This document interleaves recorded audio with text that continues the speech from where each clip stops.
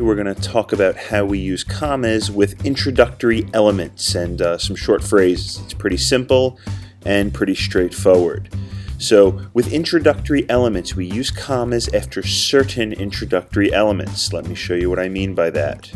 All right, we use commas to set off mild exclamations such as well, oh, or why at the beginning of a sentence. Other introductory words like yes or no, they are also set off with commas. Let me show you some examples. Why, you're Andrew's mother, aren't you? Well, why is one of those mild exclamations at the beginning of a sentence, so we offset it with a comma after why. Yes, there will be a grammar test next week. Like I said in the bullet above, other introductory words such as yes or no also are set off with commas, so we put a comma after the yes. Take a look at this one.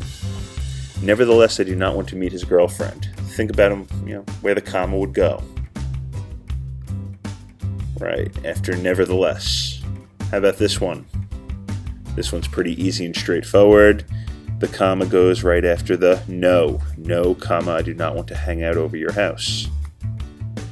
We use a comma after introductory participle phrases. So, for example, a participle is a form of a verb that ends in ing, ed, or en.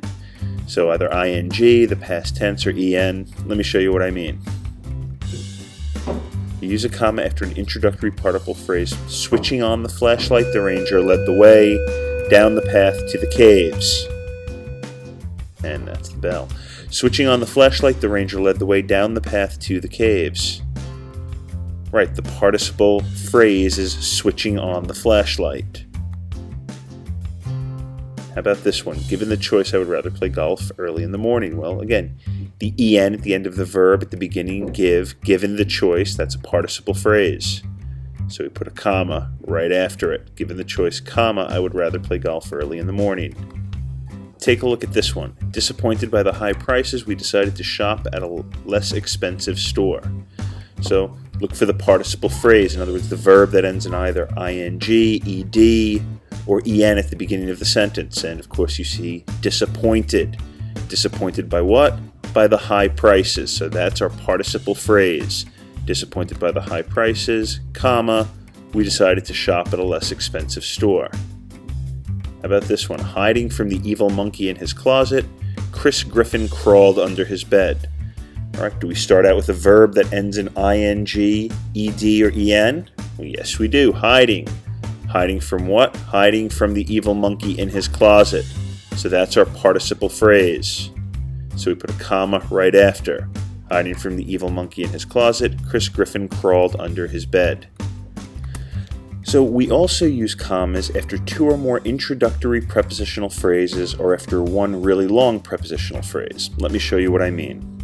So we have the prepositional phrase here. We actually have two of them, near the door and next to the garage. You will find hooks for the car keys. Since we have two or more introductory prepositional phrases, they come at the beginning of the sentence, we put a comma after the second one. Near the door, next to the garage, you will find the hooks for the car keys.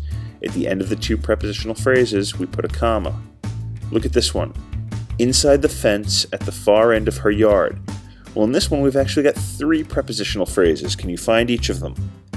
Right, inside the fence, at the far end, and of her yard, she built a treehouse. So we put a comma after the three prepositional phrases. Let's try a few more of those. By the time they had finished, the boys were exhausted. Okay, take a moment and find prepositional phrases.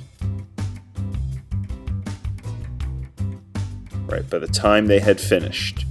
All right, one long prepositional phrase, so we put one after that. In a stream behind the mountain, a family of bears catches salmon. Well, hopefully at this point you've spotted in a stream, you've spotted behind a mountain. So we put the comma there. A family of bears catches salmon. All right, we'll go over this in a little more detail tomorrow.